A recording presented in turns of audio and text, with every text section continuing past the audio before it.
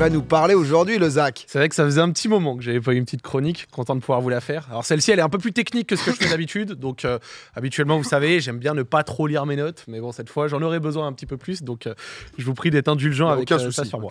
Donc moi, vous savez, un des sujets que j'aime beaucoup, c'est le voyage, et notamment le transport aérien. Et en fait, du coup, je me suis posé une question avec une news qui est arrivée récemment, et dont on va vous parler, et dont je vais vous parler pour un petit peu défricher le sujet, que vous sachiez ce qui peut arriver dans le transport aérien d'ici quelques années, d'accord?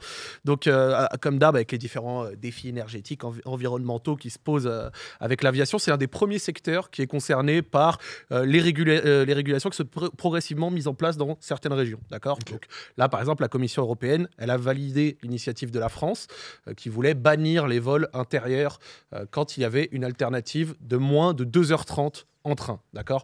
Donc tout ça, ça concerne par exemple des Lyon-Paris, Paris-Lille, peut-être Nantes-Paris, peut-être Marseille-Nice, quoique Marseille-Nice, peut-être c'est un peu plus, mais voilà, vous avez capté l'idée. Et il y a des lois similaires qui sont en route dans plusieurs autres États, Autriche, Pays-Bas, Espagne et encore l'Allemagne, d'accord? Ce qui permet de même citer une initiative qui s'appelle Top Train Over Plane, qui propose de pousser la chose en 3 parties, avec comme finalité dans quelques années l'implémentation de cette règle dans toute l'Europe et pour les vols intra-européens, d'accord, ce qui permettrait d'économiser 36 millions de tonnes de CO2 tout en ajoutant 240 millions de passagers sur le système ferroviaire. C'est quand même pas mal, mais voilà, ça donne à peu près 7 maps, regardez, avec les trains reliés, tout ça, machin. Il y a encore du travail à faire sur ça, les trains sont pas parfaits, mais c'est un petit peu une initiative qui pour pouvoir relier toutes les zones, c'est ça? Ouais, pour pouvoir relier à peu près tout en train, tant qu'il n'y a pas 4 heures, enfin tant que c'est en tout de 4 heures. Ok, d'accord. Voilà. Ah, ok. Donc c'est un petit peu ça l'idée, si vous voulez. Donc cependant, tu vois, l'aviation et le voyage au global, ça reste quand même une industrie très importante. Moi, je suis moi-même quelqu'un qui voyage beaucoup, donc loin de moi l'idée de faire des leçons, mais se pose la question essentielle, est-ce que c'est possible de rendre tout ça plus propre? Et surtout, s'il existe des trains, des voitures électriques, etc., existe-t-il des avions électriques? Ou est-ce que c'est possible d'en faire? Et la réponse, c'est oui, mais... Ah ouais, là le oui. Et c'est là, on va très curieux de savoir les avions électriques. Plusieurs problématiques, dont une principale, la densité énergétique pour commencer. Voici la densité énergétique, un rapport entre les batteries et le fuel. Alors, on va pas aller dans la physique hyper compliquée, etc. Ce que je vais faire, je vais le faire en simple. En termes d'énergie, ça demande beaucoup plus de poids en termes de batterie pour produire la même énergie qu'avec du fuel. Et un avion, ça vole quand sa poussée est égale à son poids. Voilà, je l'ai fait en très simpliste, mais voilà. Résultat, donc il faut beaucoup de batterie. Donc il faut beaucoup de batterie, okay. C'est ce que j'allais te dire. Quand de la place et du coup qui augmente la taille de l'avion et du coup peut-être son poids. Qui augmente le poids, donc du coup il faut plus de batterie parce qu'il faut plus d'énergie pour faire voler un aussi gros truc. Pour te donner un exemple, quand le kérosène représente 30% du poids d'un avion au décollage, les batteries pourraient, d'après certaines simulations et bien entendu selon les voyages, représenter jusqu'à 60% du poids de l'avion, tout en alourdissant le poids total de l'avion, car ces dernières ne se vident pas en cours de route. Le kérosène à la fin, il y en a beaucoup moins, donc le poids, l'avion s'est allégé, alors qu'avec les batteries, elles sont là du début à la fin. Elles ne se vaporisent pas. Tu vois. Donc ça, c'est assez intéressant. Alors, malgré ça, on s'est quand même amélioré sur la densité énergétique pour les batteries. Voilà ce que ça aurait pris comme taille en batterie en 2010 pour être l'équivalent au kérosène d'un avion. Voilà. Donc ça aurait demandé une batterie de cette taille. Donc c'est assez énorme. Là, c'est pas forcément très... mais là, on se rend bien compte. Ça va être la comparaison. Regarde le Next, parce qu'en fait, le Next, pour dire en termes de taille de batterie, c'était 50 fois plus lourd en 2010 en termes de batterie à embarquer dans l'avion pour pouvoir te produire à peu près. Donc déjà, l'avancée technologique, entre guillemets, on progresse de fou, quoi. C'est ça progresse parce que regarde, maintenant, c'est une autre taille. Voilà, regardez, la batterie est un petit peu plus petite et c'est plus que 34 fois plus lourd. Passer de 50 à 34, c'est mieux, mais c'est pas encore optimal. Ça reste plus lourd, monsieur, quand même. Exactement. Pour vous donner une estimation, si on prenait un avion actuellement, là tout de suite, tu le vides de tout son système de moteur actuel et du kérosène, tu le remplaces tout par les batteries. Là, dans un avion de cette taille actuelle, tu fais 1/20 de la distance. Ah ouais. Top. Bon, c'est mort. Ça marchera jamais, Zach. C'est fini la chronique. Magnifique. J'ai écrit ça littéralement. J'ai dit, une fois que je vous ai dit ça, normalement, vous devez penser, fin de la chronique, c'est juste... Voilà. Ça match. Allez, voilà, bye, Zach Castaras, très content. Mais il y a quand même des raisons d'avoir un petit peu d'optimisme sur le sujet. Et pour avoir un peu d'optimisme, regardez ça. Le prix des batteries permet d'introduire un des autres avantages. Alors, regardez déjà, ça c'est pour les véhicules électroniques, le prix d'une batterie, le prix moyen, s'est effondré en plus de 10 ans. Okay, avant, en 2010, ça coûtait 1160$ par kilowattheure. Maintenant, c'est en dessous de 100$ d'ici 2024. Donc, déjà, ça s'est effondré. C'est de plus en plus viable. Il y en a qui sont de plus en plus qui sont produites et tout. Donc, ça facilite la chose. une des autres avantages, en imaginant qu'un avion électrique pouvait exister. Les coûts de maintenance, les moteurs électriques, c'est beaucoup moins complexe que les moteurs kérosène, etc. Ça demande moins de maintenance. Au global, c'est moins chiant. Et de même, l'un des premiers postes de dépenses des compagnies aériennes, c'est le kérosène. Parce que le kérosène, ça coûte cher. Alors que si tu fais des batteries, techniquement, tu économises sur ça.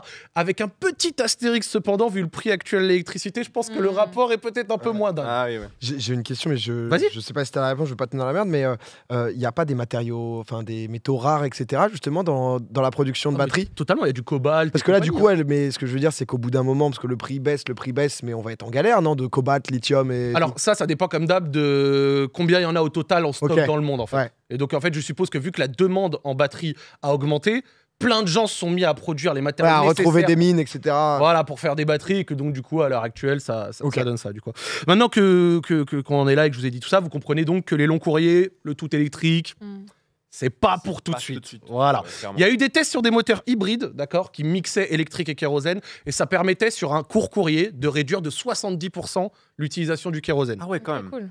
Pas parfait, mais c'est déjà pas mal. Donc voilà pour l'hybride. Et donc du coup, par contre, ça nous laisse une fenêtre sur une chose, le court courrier. Bah oui. Donc, on l'a vu en France et dans la plupart des pays d'Europe, tu as un réseau de trains qui est relativement bien développé, ok. Pas tout le temps parfait, essaye de faire Bordeaux-Lyon. Je pense que tu comprends qu'il n'est pas encore totalement optimal. Tu dois passer par Paris puis redescendre. Mais il est au global bon, mais ce qui n'est pas le cas partout dans le monde, loin s'en faut. Aux États-Unis, par exemple, ou alors dans le nord de la Norvège, il y a pas mal de petites compagnies, comme par exemple Cap Air, qui ont une majorité de destinations qui ne franchissent même pas les 400 km de distance et qui permet de relier des petites communautés, des îles, des endroits isolés, des toutes petites villes, des trucs comme ça. Et c'est sur ce genre de destination que l'avion électrique va d'abord servir, et c'est par là qu'il va commencer à être utile, parce qu'il va être utile. Voici un graphique des émissions de CO2 de l'aviation sur un an, et c'est selon la distance qui est prise en compte. Donc en bas, c'est la distance, 1000 km, 2000, 3000, 4000, 5000, 6000, 7000, etc. Et en gros, avec la distance que je viens de vous montrer, et là on a l'image d'après, 18% des émissions de CO2 faites avec l'aviation pour les voyages, c'est sur des vols en dessous de 600 miles, donc à peu près en dessous de 800 km. Tu vois. Et c'est sur ce genre d'avion qu'on peut peut-être travailler, qu'il y a peut-être quelque chose de mieux à faire, d'accord ? Remplacer les vols courts par de l'électrique ou de l'hydro si jamais on arrive, enfin de l'hybride, et en même temps garder... Voilà, exactement. C'est là où il y a du taf à faire. C'est vrai que tous les trucs justement dans les îles, etc., tu le citais, quoi, mais il n'y a pas le choix. C'est-à-dire qu'au bout d'un moment, il peut y avoir des petits bateaux, etc., mais il y a des endroits, tu n'as juste pas le choix. Tu peux pas. Il y a des endroits, d'une, t'as pas le choix, il y a d'autres où il n'y a pas de train, et après, c'est des endroits où c'est difficile de leur dire, bon, on va vous enlever l'avion, vous n'avez pas d'alternative. Mais par contre, si on peut leur mettre un avion qui est un peu plus propre, c'est cool. Même au-delà de ça, au niveau des longs courriers, t'en fais un à la limite, un retour, mais un court, tu vas faire 1, 2, 3, 4 vols dans la journée. C'est ça. Donc en fait, la question, c'est pas de savoir si un jour il y aura des avions électriques, mais c'est plutôt quand est-ce qu'on aura un avion électrique qui volera suffisamment loin pour être utilisé de manière commerciale. Et c'est là où je vous introduis un avion électrique. Voilà par exemple le Alice, avion commercial créé par Eviation, 100% électrique. Il peut transporter une dizaine de personnes. Sa batterie a une capacité, enfin ses batteries ont une capacité de justement 600 miles.